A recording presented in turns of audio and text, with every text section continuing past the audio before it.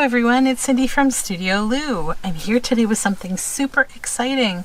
So this is a collaboration called the Summer Camp Takeover that's happening for 5 weeks through July and August. Our Camp Craftopia that was organized by Priscilla of Release the Craftin. She's so good at bringing us together for these fun things. So this is week 2. So I am your camp counselor for this week. And this collaboration, I'll tell you a little bit about it because there's a lot of fun aspects if you're new to seeing this. If you haven't seen week 1 where Priscilla did her super fun week of great prompts, every week you will have a new camp counselor, and we're going to guide you through a week of really fun prompts from July 9th until July 13th. And if you take part in the whole thing, you can actually qualify for a prize. There is a creativity passport that you could download from releasethecraftin.com. So my week is from July 17th to the 23rd. I will be doing 5 videos this week from Monday to Friday, and today we begin. So the theme I'm going to be doing is summer myths. So summer mythology, different summer kinds of goddesses and gods and such. And yeah, it's going to be a lot of fun. We're going to make 5 different types of ephemera. You can choose to use, the theme of the ephemera, the god or the goddess, or you can do your own kind of twist on it and just make kind of the thing that I'm making. So today it's going to be Aestas, the Roman goddess of summer, and I'll be making a modified kind of cabinet card, so you can learn these techniques and also just kind of delve a little bit into Aestas with me. So let's get all this stuff out of the way for a moment here. We'll move this over here. And let me tell you a little bit about Aestas. So she is not a well-represented goddess, really. Although she is the goddess of summer, she's typically seen in like an emerald throne of Phoebus, the Roman sun god, and she's usually with other personifications of like time, including the day, month, year, century, plus the other seasons like spring, fall, and winter. You typically find her mentioned there with like goddesses like Flora. She's also typically depicted nude with a garland of wheat that's, covering things or whatnot, but she's very lovely and wonderful. And so what I want to do today is make a cabinet card, kind of a modified cabinet card that is Aestas themed. So think goddess of summer. So I have a couple things here that we're going to use to make this cabinet card. So the first is one of these pages from one of those sort of photo albums. There's Victorian themed ones, floral themed ones. They're just these beautiful, nice, thick frames. And I like to make cabinet cards out of them and use them for other kinds of things. So that's what I'm going to be getting started with today. And then you need some kind of an image that makes you feel like, this is Aestas. She looks like this to me. This is how I want to depict her. So I have this really fun vintage book called Styles and Stylists, and it's actually like I don't know the date of it, but it's an older book that is like all of those hairstyles. You know how you used to go to a salon and you'd flip through and you'd try to find a hairstyle, and you'd say, do this to my hair. Well, that's what I'm going to do, and I've already found someone that I think I can work with to be my Aestas, and I think I dog-eared the page right there. This is my Aestas. I think she works for a few reasons for me. Number 1, I want to tint her green, and she's very fair in her hair and her skin, so that will make it a little easier for me to do the technique that I want to do. Now, the only challenge that I might have is if her picture is big enough to fit in here.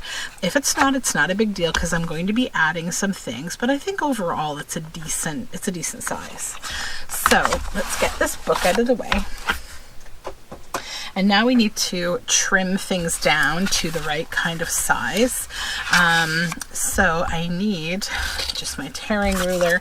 We will separate this lady here from our Aestas and put her aside for another adventure. Then I need to determine what the size of my cabinet card will be. Now, I don't want this Rosa Graham Thomas at the top here. So I'm going to grab my cutter here, my guillotine, and we're going to trim this down to the size that we want. So this is a little tough to cut, just so you know. So if you see me kind of muscling my way. That is super tough, so I'll use scissors to get through this this edge, because I'm not actually going to keep that edge anyway, so it doesn't really matter, because we need to cut this down to the size that I want. I don't want it to be huge. Okay, probably about there. Alright, so we have this nice bit of border, and we can set these scraps aside for use for other things. Potentially even use on this. Okay, so now these are typically double layered. You see how there are 2 layers here that you can peel apart. So if they stay together, that's fine. If they don't, that's also fine. You can choose to use this, you know, as part of your backing. If it flips out, you can use it as a backing. I'll see if I need it. I don't know. I may or may not use it. I'll just set it aside. What I really want is this frame. So the first thing I want to do though is I just want to embellish the image to look like, think of your idea of the goddess of summer, and you can look online and you can find some images of Aestas online, and you'll find that, you know, she's just depicted as very lovely. So let's grab my glue book here and just kind of see how much ink is on here, a little much. So I'm going to use, to tint her, I'm going to use Distress Oxide in Mowed Lawn, because I want her to be all things kind of green and fresh. And so I'm just going to kind of lightly tint over this black and white image. Now, you can use a magazine or a book image. Often, thrift stores are very good at like these kinds of things, you know, finding black and white images to be able to play with later. Now, I just want to kind of go around her face, but I don't want to cover her full face. And the same is true with her hair. I don't think I want to completely cover her hair. Okay, so then this is where your artistic skills will come in to create the goddess that you want to see. So I'm going to use a graphic marker from Pigma, and I just want to do a little bit of like a dotting pattern around her eyes, and I want to give her like more of a goddess type look. So we're just going to make her a little more artistic. You know, you can be inspired by different kinds of art. Like, I could see things like the film Avatar being inspiring for creating like gods and goddesses, you know, or lots and lots of things online. Obviously, you can just kind of get inspired. Or you can do what I'm doing, a little bit of like pointillism sort of.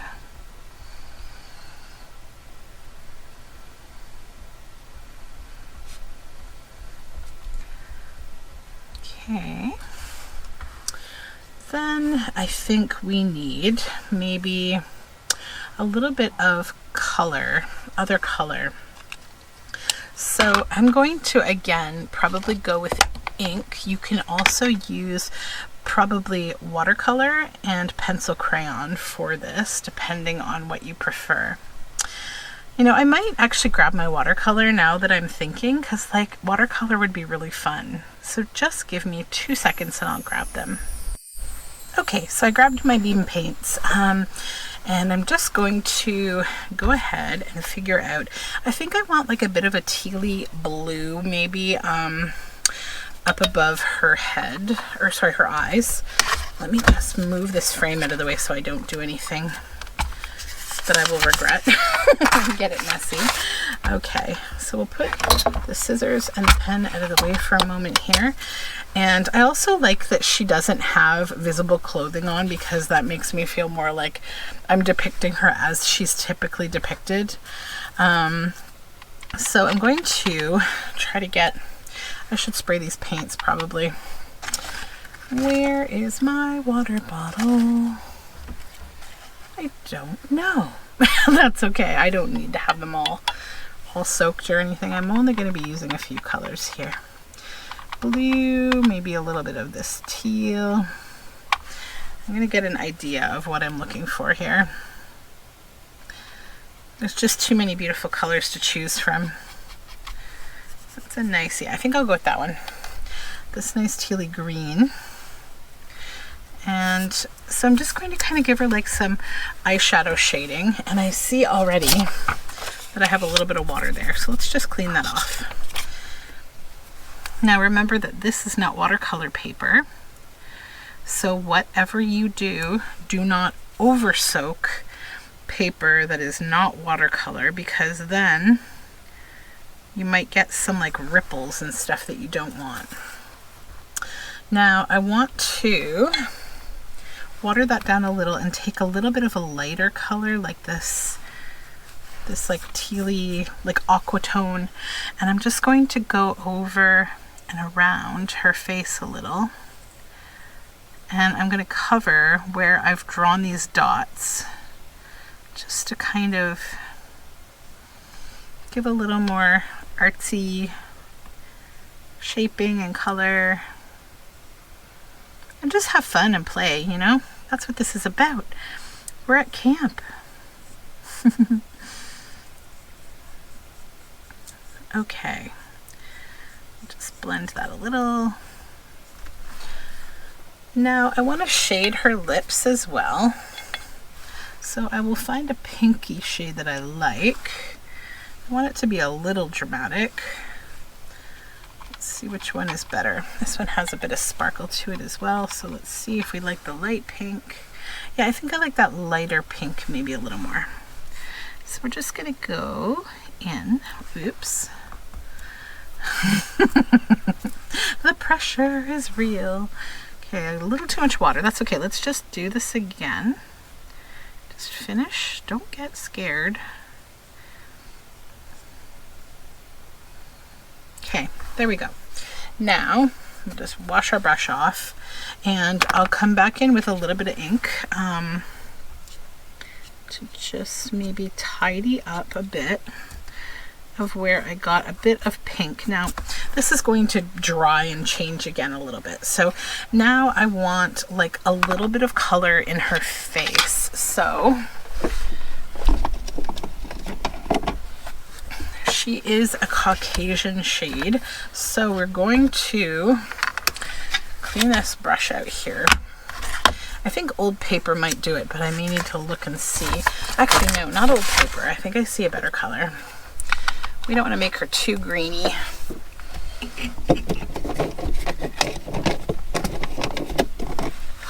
Okay, pardon my reaching around here. I always change my mind about what I want to do. Okay, so that's still a little bit too, let me see if a paintbrush might be a better way to do this. Yeah, it will be. Okay, so I'm going to use Distress ink, or oxide rather, and it's Tattered Rose, to make her skin tone more apparent here. And I'm just using a paintbrush, but there might be a better method. Maybe our finger tool. No, I think I prefer the paintbrush. Just kind of go in, just kind of shade that a little bit.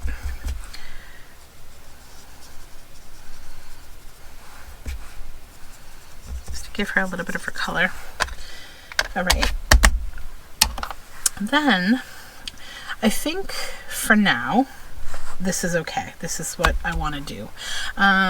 So let's put away a few things. I'll tidy up and I'll come right back again and we'll move on to the next step.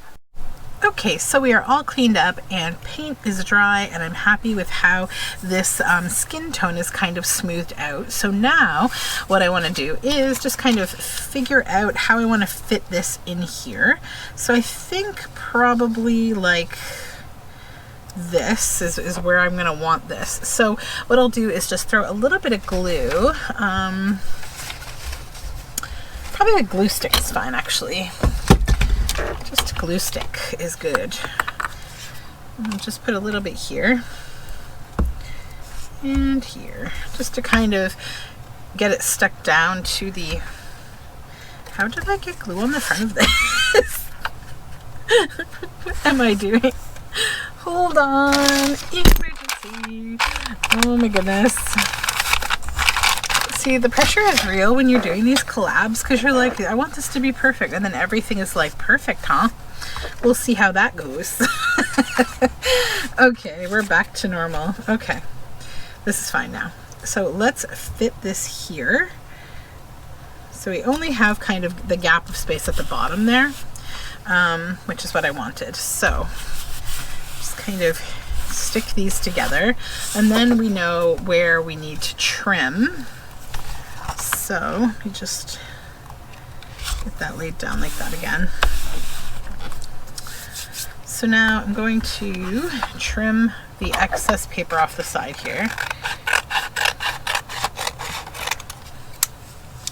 And I'm doing my cabinet card larger because I wanted to have like a lot of focus on Aestas as a character, and you know, give her kind of a big working kind of space, right? I think I just have glue here. Maybe that's the problem. Where's my little baby wipe? Yeah, that's a little sticky. Okay. So now that's done. So what I'm going to do next is back this so then I can start to work on the front. So let me just get a couple pieces of this glue book here. While my surface is a little bit damp, I want to just pop this here. Okay, so I need something to back this with. And what I think I want to use is actually packaging paper, because I think the nice brown will look really nice on the back of the cabinet card. So we'll just cut out a piece of this paper bag here.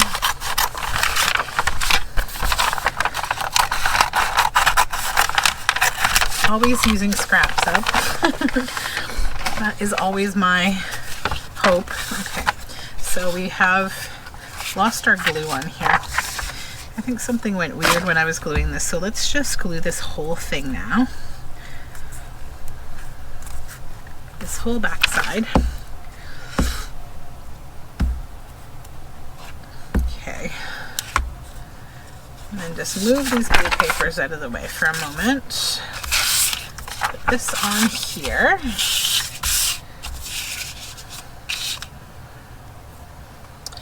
And then again, just reposition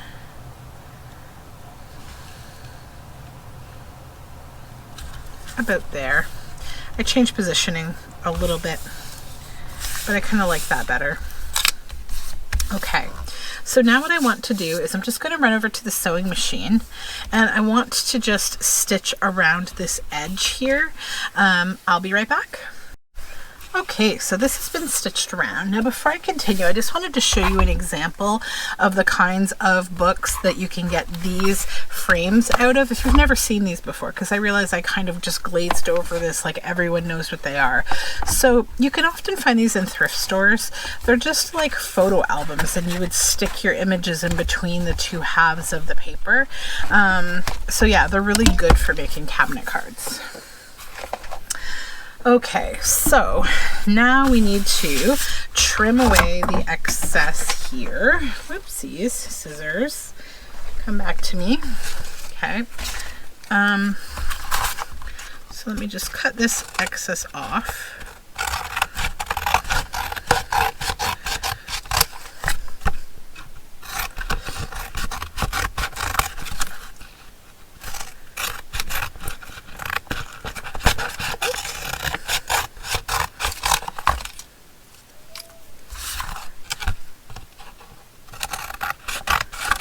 Okay.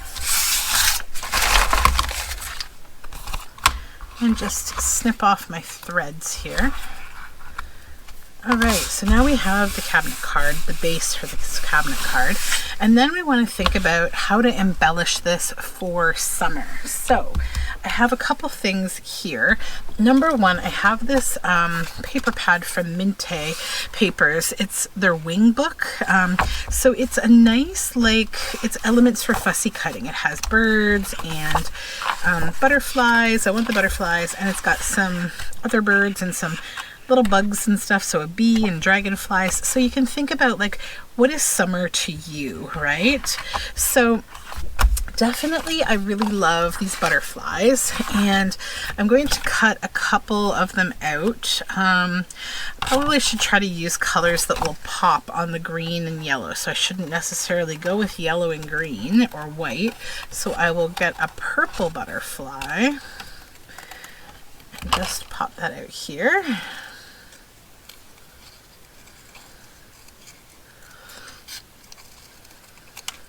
Just fussy cut that out, and that can go there, and maybe this one over here, it's kind of like two tones. Just get it cut out.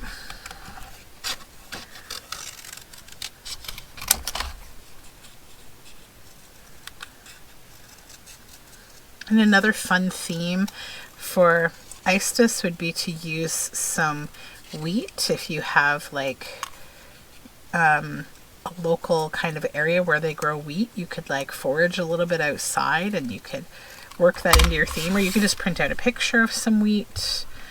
Maybe we'll do a butterfly here. And then maybe a bee or a hummingbird. A hummingbird would be really cute, I think. Let's get a hummingbird from this.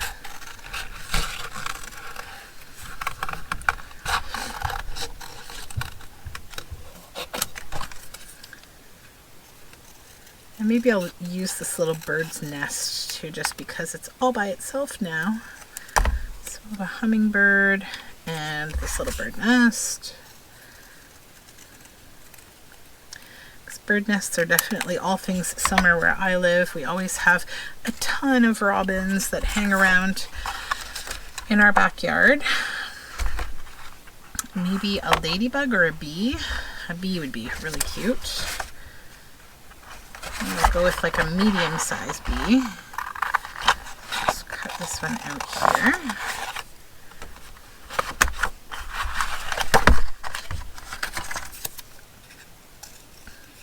Okay.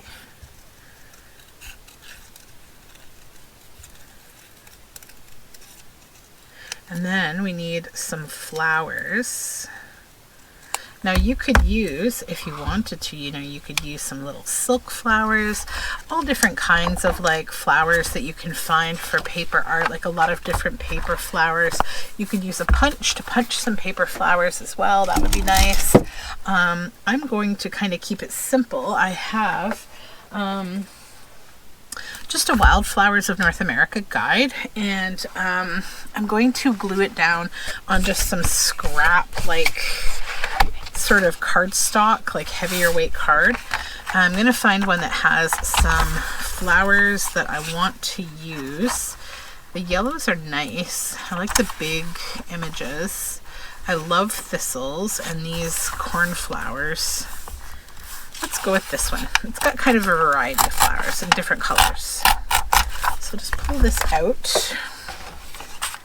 And then the reason I'm gluing it down on here is just because I want a bit more thickness so that when I glue these all down, they can sort of stand up on their own a little bit and not be like stuck down and wispy. Okay.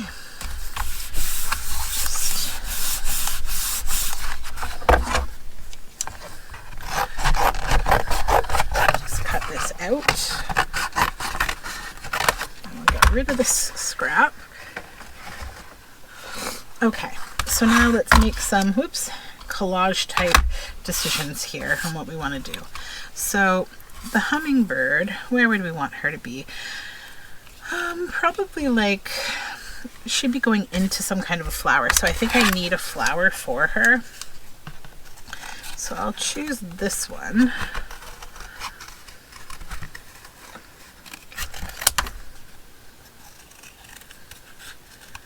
I'm just going to cut the words right away from the flower. So I think I would put this like here and that there. And I'm just going to start to glue these down, because when I'm collaging, I never like to have like too many elements just like all over the place, and then you have a lot to deal with. Just put some glue on the back there. Pop this down. Then our hummingbird, and she's going to cover all of that spot at the back there where we have that line that's not part of the image. Okay. Right there. Then our butterfly up here. Which one do we want to use up here? Maybe the purple would be cuter. Yeah, let's use the purple one. So I'm just going to glue the center and plunk it right here. And then after it's dry, I can kind of pull it back up again. And then we'll put another one over here and do the same thing. Just gives it a little bit of dimension. And then the bee. I think we need another flower. Maybe a thistle would be nice. How can I get this thistle off? Let's kind of cut this word. Sometimes the words override the images, and I don't like that. Okay. Probably just put that one here on the side, maybe. I kind of just realized that I don't necessarily want this to be on her, so much on her face. I need to move it if I can. I can. It's okay. It's too high. So down a little bit right there. Okay, no worries about that little spot. I can either put a flower there, or I can cover it with more ink again. You won't even notice it if I cover it with ink. But let's deal with this next, this thistle here. So this one I'm just going to glue just the edge so that it still has some dimension. It can float on top. Okay. And then the bee, I'd like to maybe fussy cut away a little bit more.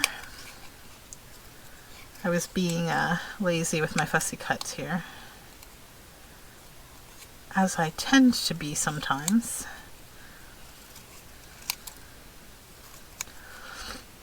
Okay, there we go. That's a little better. Now we will glue our bee on top again. It's a little dimensional. I don't think this nest goes, so I'm just going to set it aside. Then I want these cornflowers.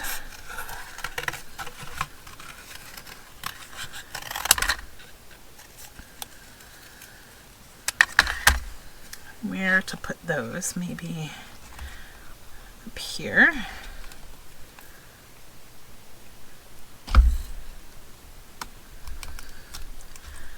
Okay, so that's looking considerably more summery. Then maybe one more flower, and I like this thistly one.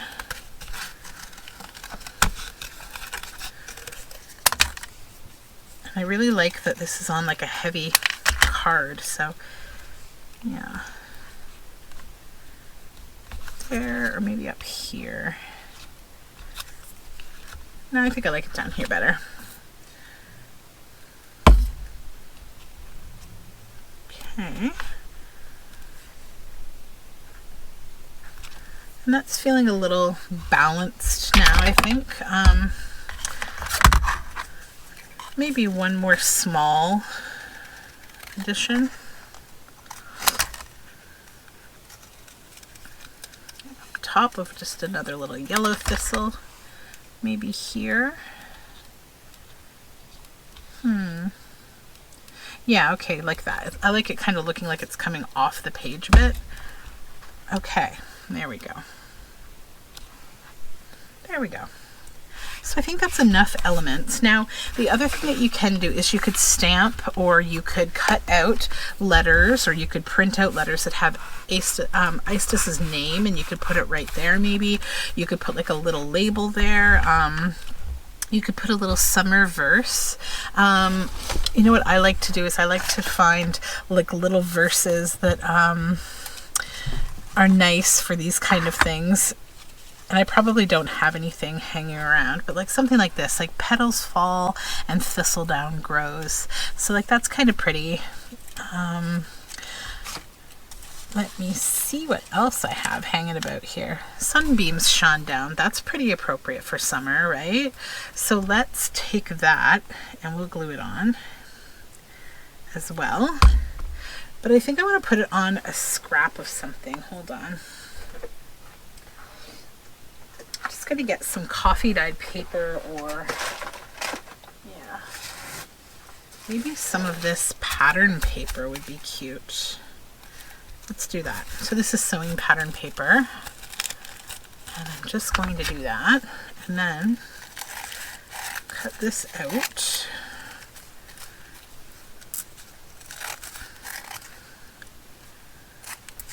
And just kind of go in between the layers a little bit with a little bit of glue, just to adhere the multiple layers of the pattern paper. You could just use a single piece of paper and not make it nearly as challenging as what I'm doing, but where's the fun in that? You can kind of like move them around a little and get some dimension. Okay, I think that's good. All right, sunbeams shone down, and then plunk that down here maybe. Yeah. So you could put any kind of a summer verse, or Aestas's name, or a little, maybe I'll write a little poem or a legend about her. Just make it summery. Okay, so now what I want to do is I want to kind of vintage this up a little bit, add a little bit of ink to it. So we have old paper, but I'm feeling like I really would like probably to use vintage photo. But I'm just going to try old paper and see how I feel about it. It's kind of not enough of a change, like to the color of the whole piece. So I could also try mustard seed, which is a nice yellow. Yellow would be beautiful on this. So let me just try to clean my my dauber, because I don't have a yellow specific dauber. Let's try yellow. Oh yeah, yellow. Let's be bright. And then I'll go over again with a little bit of vintage photo. You could also spray this with coffee, maybe. That would be nice. Let's just cover this whole white bit. Maybe I will spray it with coffee. That would be really cool, because that would give it that overall vintagey feel. So I'm just going to go over all the little die cuts a little bit with some of this yellow, just to kind of cover the white space and just make it a little more interesting. Like a little bit of sunshine. A little bit of sunshine. I'll just blend that in. A little here and a little on that little torn spot that I didn't bother to cover. Should I? Maybe. Let's take a little bitty flower, or a little thistle maybe. Is this one too big?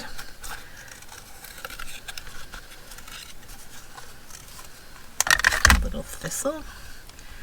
I don't know. Do I like that? Don't I like that? A butterfly and a thistle. I do like that. Okay, yeah. Let's just cover that little bloop that I made with a thistle here. What is one of my videos if I'm not showing you how to deal with a problem, right? Come back and allow me to solve all of your life's woes with weird hacks. Okay, there we go. And we'll just do a little in the background too, here and there. Just tippy-tippies. Okay. I think I'm good with that. Now, she's pretty. Okay, so what I want to do is I want to hit this with coffee, but I do not want to hit her face with coffee. So let's get my coffee spray. And we're just going to be gentle. That's all. Just gentle. Now there's lots of oxide on here.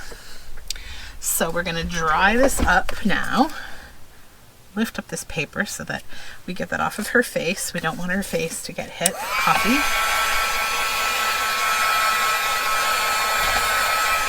We'll just dry.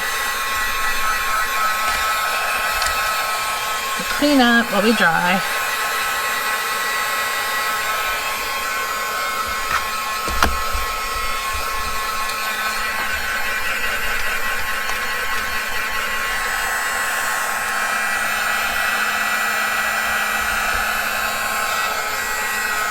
Just be careful with the sewing paper because it is a little more flammable than other papers.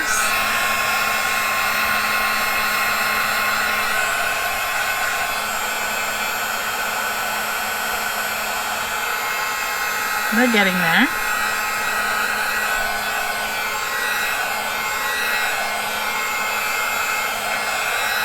There we go. I think we're just about dry now. A little bit more here. There we go.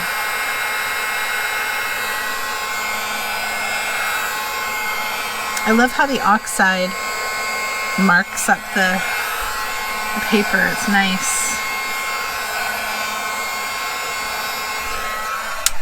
Okay. Now what I will do is I'll just take a simple piece of paper here that's clean.